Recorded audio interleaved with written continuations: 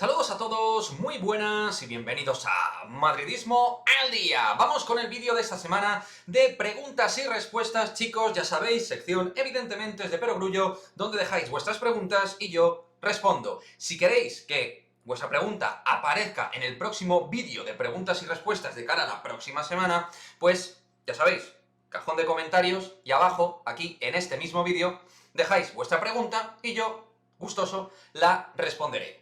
Pues bien, vamos al lío y vamos con vuestras preguntas de esta semana. En primer lugar, comenzamos con una pregunta de Fran Pontes que se me olvidó, tonto que estuve, de responderla cuando correspondía, que era en el vídeo anterior. Se me olvidó, Fran, pero en este caso la respondo ya en este vídeo. La primera pregunta es, ¿ficharías a Guardiola para el Real Madrid si él aceptase venir? Pues francamente no, porque entiendo que el entrenador del Real Madrid, pues a lo mejor no tiene que ser desde pequeñín del Real Madrid, pero obviamente un tío made in Barça, culé hasta la médula, y que pues tiene una serie de condicionantes emocionales y sentimentales, creo que no casan con lo que es la idiosincrasia del propio Real Madrid. Por lo tanto, siempre buscaría otro tipo de alternativa, aún respetando el valor como técnico, ya que a mí Guardiola me parece top 5 de los entrenadores en la actualidad a nivel futbolístico. Siguiente pregunta, Leo Roldán. ¿Qué pasa, Leo? ¿Cómo vas? Voy a tener que tirar de memoria. ¿Cuál es el recuerdo más memorable que tienes de Kaká en el Madrid? Pues bien, mira, te va a sorprender, pero fue un partido en el cual ni asistió ni marcó gol, y esto lo recalco porque Kaká, aun sin ser el Kaká del AC Milan, fue un Kaká que dejó buenos registros a nivel goleador y sobre todo de asistencias, tanto en su segunda temporada como en la tercera, como especialista que salía desde el banquillo y hacía cosas. Pues bien, aun con todo y con ello, te voy a hablar de un partido de la primera temporada, que es donde ya poco a poco fuimos viendo que Kaká no iba a ser el Kaká de antaño, pero que iba a dejar cositas. ¿Qué cositas dejó y en qué partido? Pues en el primer clásico, en este caso, que disputó Kaká junto a Cristiano Ronaldo, 2009-2010, con Manuel Pellegrini, que puso arriba a Kaká, Cristiano e Higuaín, y en ese partido Kaká, a nivel de movimientos, fue algo espectacular lo bien que entendió las situaciones de contragolpe, un contragolpe que luego sería el arma más eficaz del Real Madrid con José Mourinho.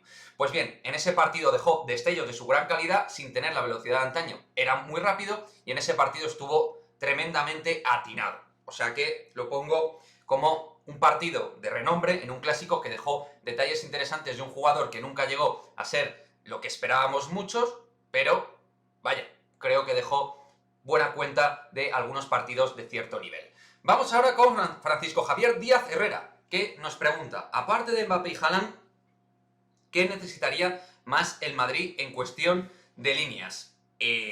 Pues bueno, principalmente yo creo que el Real Madrid necesita tres posiciones que pulir, o que mejorar, o que fichar. La primera, la más necesaria, que creo que todos vamos a coincidir. En el lateral derecho el Real Madrid tiene que hacer un movimiento, no digo de calado a nivel económico, pero sí traer a un lateral derecho que pueda subir el escalafón competitivo con Dani Carvajal, ya que ahora mismo Lucas Vázquez es el que está coparticipando dentro de esa zona con Nacho, que tampoco es lateral, y Álvaro Odriozola no me parece jugador nivel Real Madrid. Creo que el año que viene, pues si Nafiore está haciendo una buena temporada, debemos sacar tajada de ello y venderlo. En el caso de si me preguntas qué lateral, ya, si me preguntaras voy más allá, pues yo pongo nombres propios. Uno de ellos, por ejemplo, Masraoui del Ajax, que es un jugador del cual hemos hablado en este canal, termina contrato y es un futbolista que está yendo a más y que tiene bastante categoría y podría subirnos el nivel en el lateral derecho, aparte de que es joven y con proyección.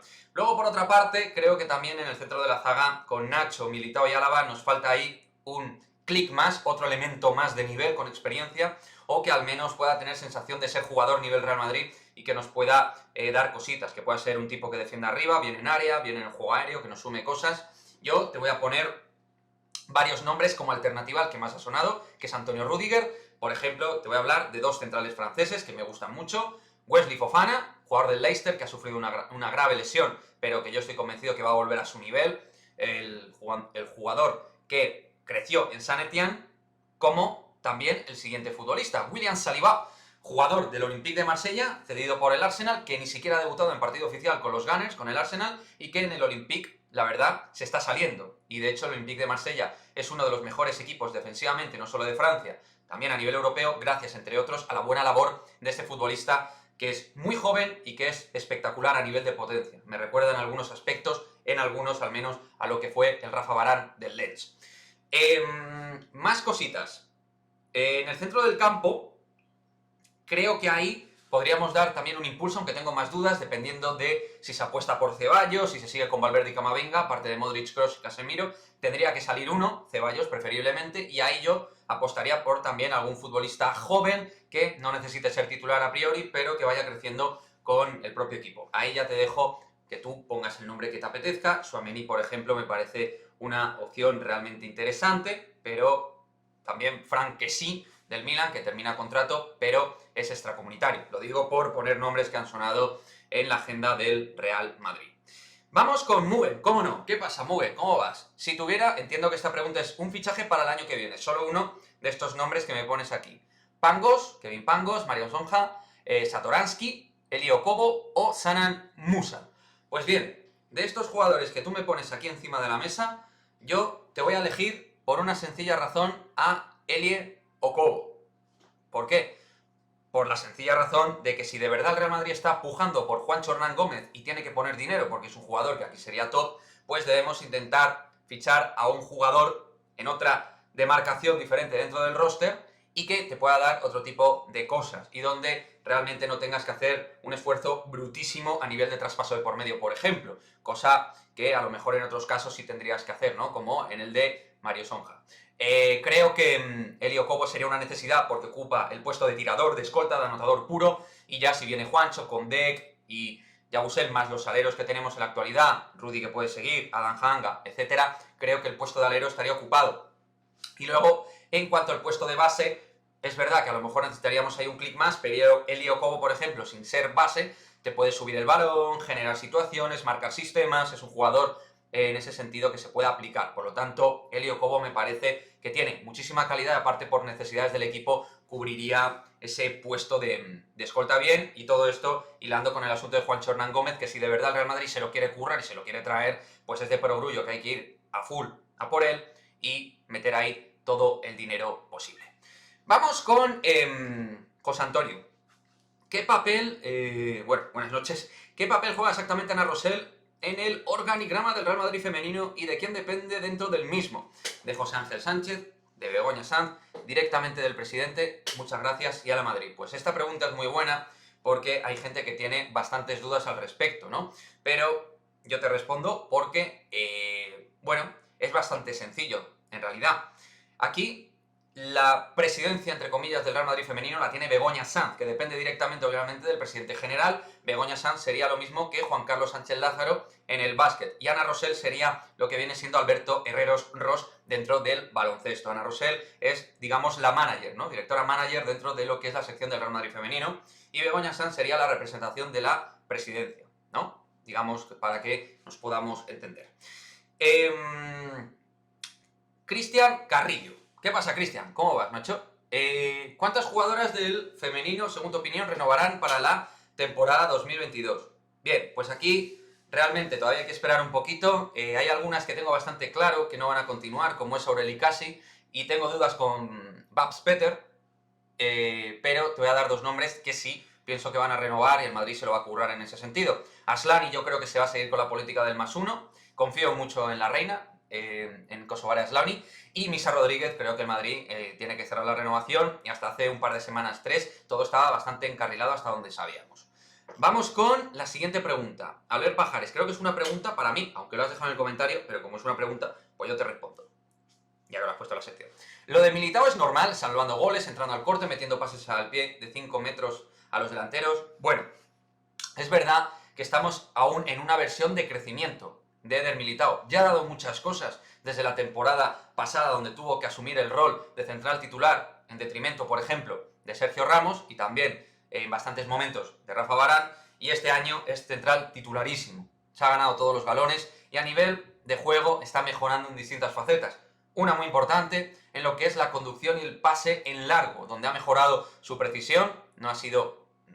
Nunca ha sido, digamos, un Fernando Hierro con el balón en los pies, y tampoco lo va a ser. Aun con todo y con ello, ha mejorado mucho sus prestaciones con balón en conducción, en movilidad y en movimiento en largo del balón. Creo que está en un momento de crecimiento, aún con errores, porque es humano, pero a mí me parece de los mejores centrales del mundo. No sé, top 6, top 7 de centrales del mundo, sin ningún género de dudas. Y por cierto, terminamos con una muy buena pregunta de nuestro amigo Daniel Madrid. ¿Qué pasa, Daniel? Habitual del canal de Madridismo al Día TV. Nos habla de técnicos. Lasso, Molovny, Del Bosque, Lolo Sainz, Miguel Muñoz, Pedro Fernández, Zidane. Este es el tipo de entrenador que necesita el Madrid de fútbol y básquet.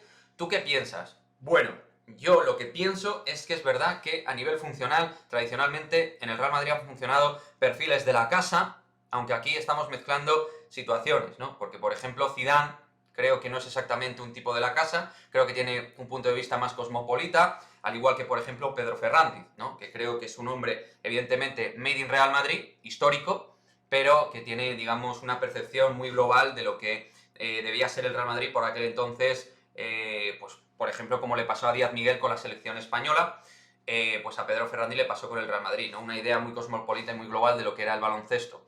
Entonces, aquí, por ejemplo, Del Bosque, Molovny, creo que tienen un sentido bastante diferente, o Miguel Muñoz, que es totalmente arcaico en ese sentido, aun siendo un grandísimo técnico por aquel entonces. Y Pablo Lasso, pues bueno, sí que es verdad que es un tipo de la casa. Ahora bien, lo que te digo es, Daniel, es que Mourinho, por ejemplo, que no era de la casa, llegó en un momento muy importante como entrenador y le dio ese gen competitivo. O sea que sí, es verdad que el Real Madrid, digamos, es muy productivo a nivel de entrenadores de este perfil, pero no creo que tenga que ser el modus operandi único. Sí que es el que estadísticamente más ha triunfado, pero yo confío en que otro perfil de entrenador más global, con un perfil más internacional, con un perfil más orientado a jugadores extranjeros, también pueda funcionar de manera positiva. Así que nada, chicos, este ha sido un poquito el vídeo de preguntas y respuestas de esta semana. Espero que os haya llenado mi pregunta a vuestras respuestas. Y lo dicho, cajón de comentarios, me dejáis vuestra preguntita de cara a la próxima semana y yo la respondo, pues, lo mejor que sé. De la mejor manera que sé, yo intento responder. Hay veces que estaré más inspirado con unas preguntas, con otras menos, pero es lo que hay, chavales. Pero igualmente, muchísimas gracias a todos los que habéis preguntado y habéis participado y hacéis que esta sección neófita dentro del canal siga funcionando. Nos vemos en el próximo vídeo. Adiós.